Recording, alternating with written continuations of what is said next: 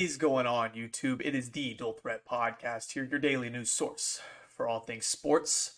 My name is Drew. This is my co-host.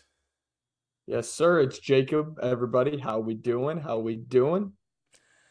We're going to get straight into the video here. As you see from the title, how can two-loss Notre Dame and one-loss BYU make the playoffs?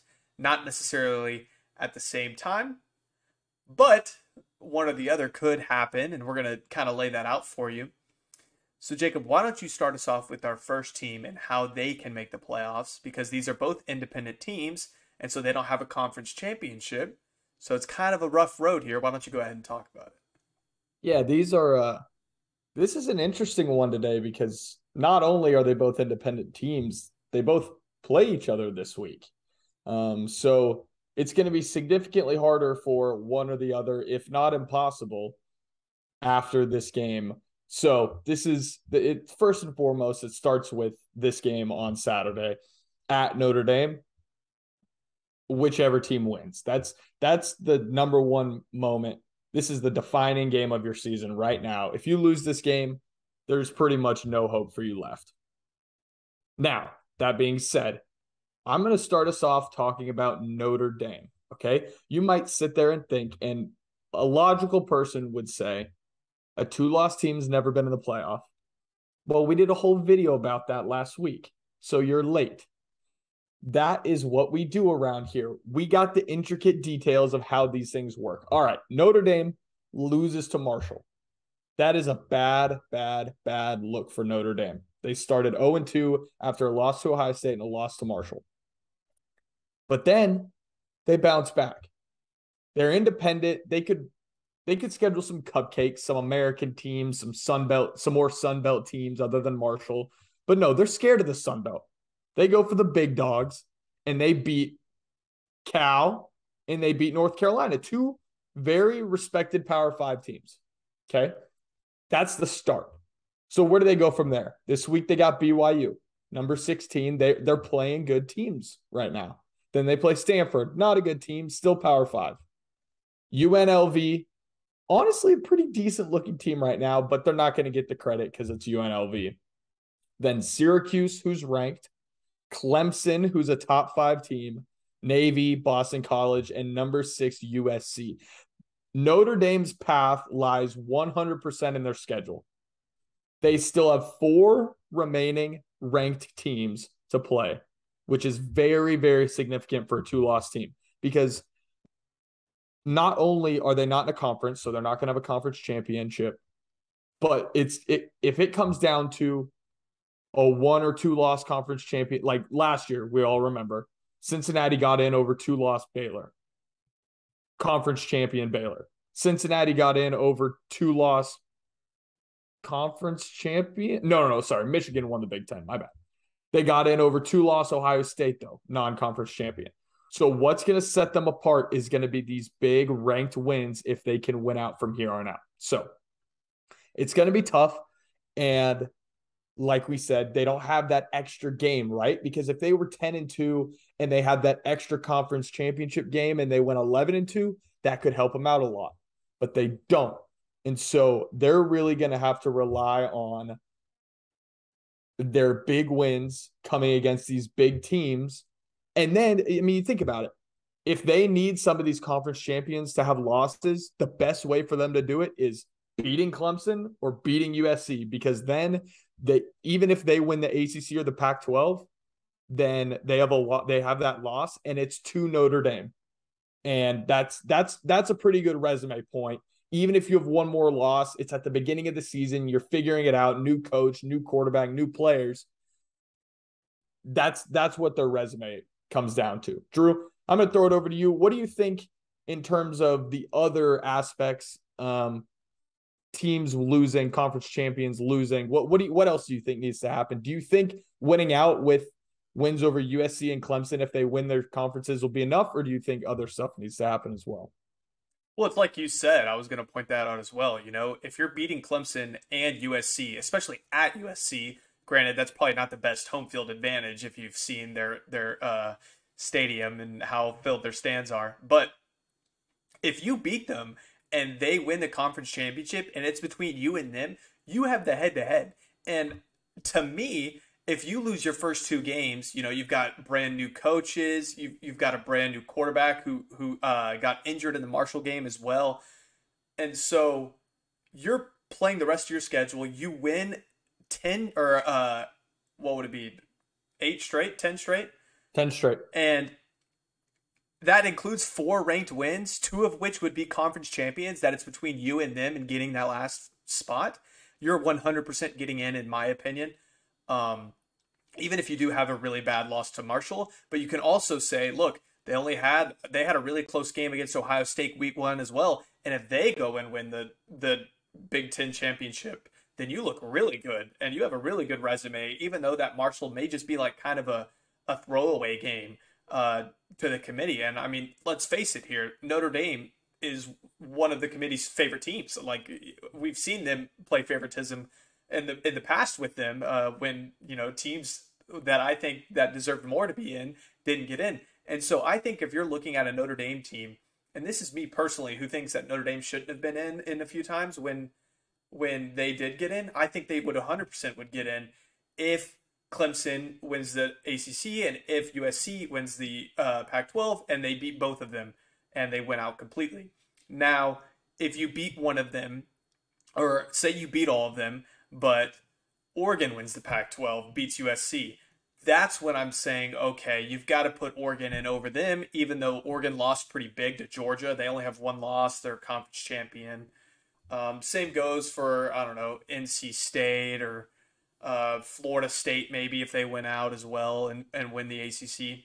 That's when it kind of gets a little trickier. I don't think Notre Dame really stands a chance there. And so, yes, Notre Dame plays a role in making the playoffs. Obviously, everybody does by winning out. But I think they also need a few other things to happen as well. They would need Clemson to win the ACC or USC to win the Pac-12. I don't think necessarily they would need both, just depending on how the rest of the conferences work out. If you have Ohio State win out and Michigan ends up with 2 losses, I don't know, if they only have 1, they might slide into that 4th spot if USC and Clemson both don't win their conferences. So you just kind of have to think about that as well, because since they do have 2 losses, you can't have a runner-up with only 1 loss in a conference. I think that at least that you don't beat head-to-head. And so that's tough there. So you gotta think about just that sort of situation for Notre Dame. But there is a very likely chance of this happening if Notre Dame wins out. Obviously, Clemson is the favorite to win their conference. USC is the favorite to win their conference. They're favored against BYU this weekend, and so it's kind of looking like it's starting to go that way for Notre Dame. But we'll have to see. This weekend is a very important game. And speaking of BYU, let's go ahead and switch over to them, because if they win this weekend, they are a 1-loss independent team. We know from last year that you don't necessarily need to be in the Power 5 to go in. Notre Dame has been in as well as an independent. I mean, they even let Group of Fives in now, so it's just kind of a handout if you only have 1 loss at this point, if everybody else has 2 losses. And so we look at BYU. They have the schedule this year. It's not more tough than other teams have, obviously. I mean, if they were to be in the SEC or the Big 12, they're obviously going to probably lose a lot more games, and you can argue that. But I think, personally, if they went out, they've played a schedule that would have an impressive enough resume to be in the playoffs. Jacob, what do you think? I mean, yeah, I agree. I think the really important thing about similar to Notre Dame, that kind of these independent teams have realized they have to do if they want to make a run is they can't just play the Power 5 teams, right? They can't. BYU and Notre Dame can't just go, okay, we're going to play, some of these Oregon States and the Vanderbilts and the Rutgers. No offense to, I love Rutgers, but it's like they're not just playing Power 5 to check the box. They realize that they have to play some of the top ones. And you look at BYU's schedule, Baylor won Big 12 last year. Oregon's always near the top of the um, Pac-12. Notre Dame, obviously, we talked about. Arkansas, not one of the top 2 or 3 SEC teams, but definitely one of the middle top 5 or 6 probably. Stanford, I guess they're kind of one of those just Power Five to be Power Five, but they, it's not bad. And like we mentioned, the important thing is that they only have one loss. They haven't dropped 2 games like Notre Dame has yet, and they have that win over Baylor. Granted, that Baylor win's looking a little worse every week, it feels like, but still, them already being number 16 is important because the teams ahead of them, there's 2 top Pac-12 teams. One of them's going to have to lose. There's a bunch of SEC teams. A couple of them are going to have to lose. So if they go and win out, they go 11-1 with wins over some of these solid Power 5 teams. I think they have a pretty solid shot. So, yeah, Drew. So what are you thinking? What do you think it needs to happen, kind of like we mentioned with Notre Dame, in terms of the Power 5 champions for BYU to sneak in there? Well, actually, I'm going to kind of switch it up. I don't think just conference champions need to lose. I think the teams that they play needed to continue winning. I think that if Arkansas loses the next 3 games before they play them, if they beat Arkansas, that's not going to look that impressive. It's kind of like what you said about the Baylor game. If Baylor continues to win, that win will look a little bit better. But it's kind of, they started out, they were ranked 9th when they played them, I believe. And now they've dropped out of the top 25. So now it's just kind of like, okay, well, you beat them when they were highly ranked at the beginning of the season. Now it's starting to die off. You need teams that you're going to play to win. And that kind of sucks, but that's kind of the position you're in with 1 loss as an independent, that you're not going to play a conference championship. And so you kind of have to also rely on other teams. So you get Notre Dame this week. Notre Dame would be a solid win, especially if you beat them and then they were to, they play all of those ranked teams. If they were to beat a couple of those, that would look really, really good for you. You got Arkansas, who's dropped 1 to A&M that you could argue they maybe should have won, and to Alabama, which it's Alabama, not very many teams can beat them year to year. So you play at Liberty. Liberty has only 1 loss up to this point. Even that could be a solid win if Liberty keeps winning. Granted, those games have been pretty close that they've been playing. They haven't played great teams. But if they keep winning, who knows? They may slide into the top 25. You get another ranked win on your schedule. Versus East Carolina, they kept it close against NC State. At Boise State, they're pretty decent, I guess. At Stanford, that's really, a 3-win team at best. So, granted, you can put that however you want. But I think that's what needs to happen for BYU to move up in the rankings. They need to beat ranked teams. And if the teams they play continue to win and get ranked, then you're golden. As far as other conferences go, this is kind of the issue for BYU. I think they already have 1 loss to Oregon. Their best case scenario is Oregon wins out and wins the Pac-12.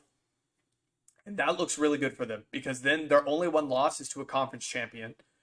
You probably would put Oregon in at that situation. They only have 1 loss to the number 1 team in the country. Then you got to have Alabama drop 1 before the SEC championship and then have Georgia beat them, because then that makes you look a little bit better because Oregon lost to number 1. Your only losses to Oregon. They're both in the playoffs. Hey, your only losses are to a team in the playoffs, whose only losses to a team in the playoffs. So that looks pretty good for you. You would need at least, assuming that USC is knocked out completely in this situation, you would need Clemson or some other ACC team either to win out completely if Ohio State or Michigan were to drop 1 and win the conference, or you would need one of those 2 conferences to end up with a 2-loss conference champion. And that's kind of where you're going to have some sort of setback here. I think the Big 12, you're set on that because the Big 12 is so packed this year with talent and great teams that I think the conference champion is probably going to end up with 2 losses there. You could maybe argue that with the ACC, just seeing how close Clemson has been playing with these teams. Ohio State may be a different story, but the good news is if Ohio State wins out, if Oregon wins out, if Georgia wins out, and you have a bunch of ranked teams on your schedule, I think that's how you get in the playoffs. Jacob, what do you think? Yeah, I think a big thing that the SEC haters are really, really, really not going to love about this season in particular is Alabama and Georgia both play Tennessee, and that's not something that we're used to. Alabama, we're not used to them having a top 8 regular season game. And so the problem is going to be if Alabama wins out, goes 12 and 0, and Georgia also goes 12 and 0, both of them beating Tennessee, there's almost 0% chance that the loser doesn't make it under these circumstances, right? It's like if all these circumstances have to happen where BYU can make it, if the SEC loser is one loss with very decent wins because they're gonna have good wins if they go undefeated, it's it's almost always going to be that Georgia at the 4 or Alabama at the 4. And so that's what I think. Honestly, I think that's the biggest hiccup. You need Alabama, even if they beat Tennessee, you need them to lose to Auburn, like we've seen happen randomly in the past. You need them to lose to LSU or A&M this weekend, which doesn't probably gonna happen. But you needed Arkansas to beat them. You needed something crazy to happen, or something in the future crazy to happen if you're gonna squeak in that last spot. But yeah, I think you kind of mentioned it. You really need Oregon to win the Pac-12. Check. You need the ACC winner to have probably 2 losses, and probably you probably need all the other conference winners to have 1 or 2 losses, aside from maybe the SEC, because whether they have 1 loss or 0, whatever, they're going to be in there. And so I think what it really boils down to is at the end of the season,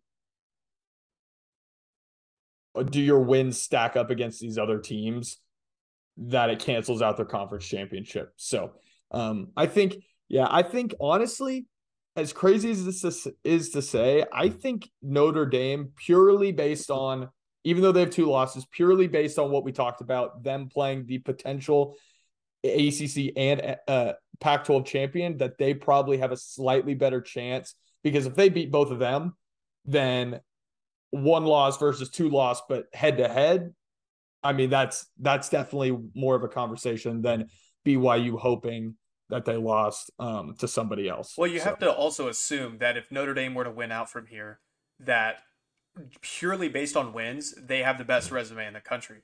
That would be 2 conference champions in this scenario.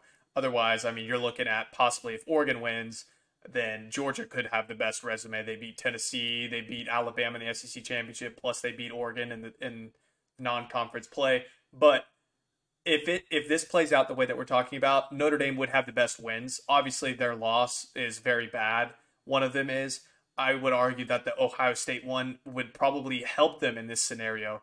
But yeah, that Marshall one is dragging them down, but their goals are still ahead of them, in my opinion. They can still make this.